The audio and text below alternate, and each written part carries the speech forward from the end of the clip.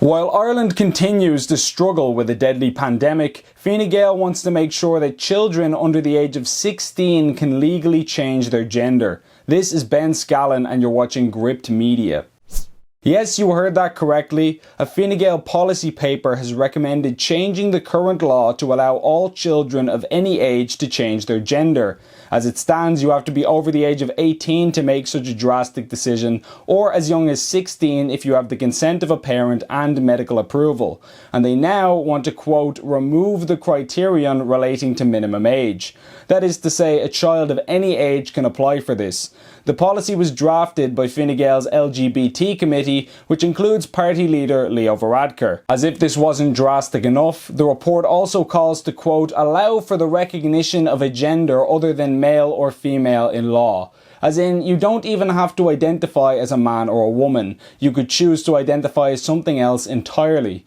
The policy advises that people be allowed to put an X on their passports, which indicates that they are not male or female. So in other words, Irish passports would have 3 gender categories: male, female, and X, whatever that means. If that wasn't strange enough, the committee has also called for the Road Traffic Act to be changed to introduce rainbow-coloured pedestrian crossings, an idea which Dublin City Council has already supported.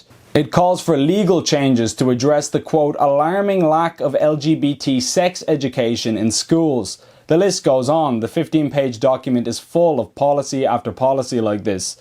I think most reasonable people agree with the premise that adults should be free to do whatever they like within the privacy of their own homes.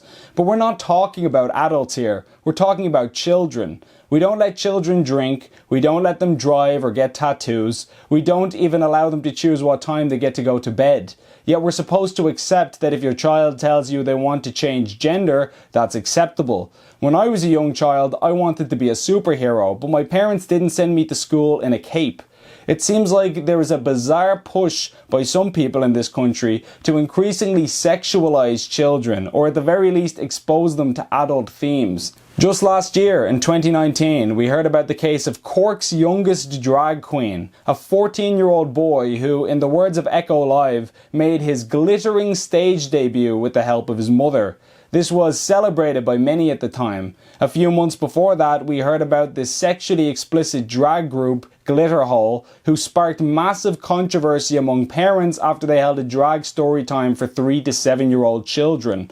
The group's logo is literally a man's backside. Their posters talk about keeping the buggery going. They self-describe as a group of leather daddies and gay witches for abortion. They pose wearing fake women's genitalia on stage during their drag performances. One of the organisers of the event, Beth Hayden, wrote, "We'll be propagating the gay agenda under the guise of a kids' storytelling event tomorrow and Sunday. I don't care if you're gay or straight. If anyone who was that sexually explicit tried to do this, I think most people would rightly be revolted. If a straight group who performed sexually explicit acts for some reason wanted to read to children, I don't think anyone would have trouble calling it out. Yet when parents objected, they were smeared as homophobes." And then of course you have academics like NUIG's Kate Dawson calling for porn literacy to be introduced in schools under RSE curriculum. And now Fine Gael are trying to normalise children under the age of 16 changing their gender. Most people, gay or straight, do not support any of this. Any one of those things you could chalk up to an isolated incident or one bizarre individual, but as you can see from the long list of examples, this is quickly becoming a pattern. Someone needs to start asking the question why there are people in Ireland 2020 who are so obsessed with chipping away at children's innocence. Why can't we just let kids be kids? If you like this commentary and you want to see more like it, please be sure to share this video and let us know how you feel in the comments below. Thanks for watching.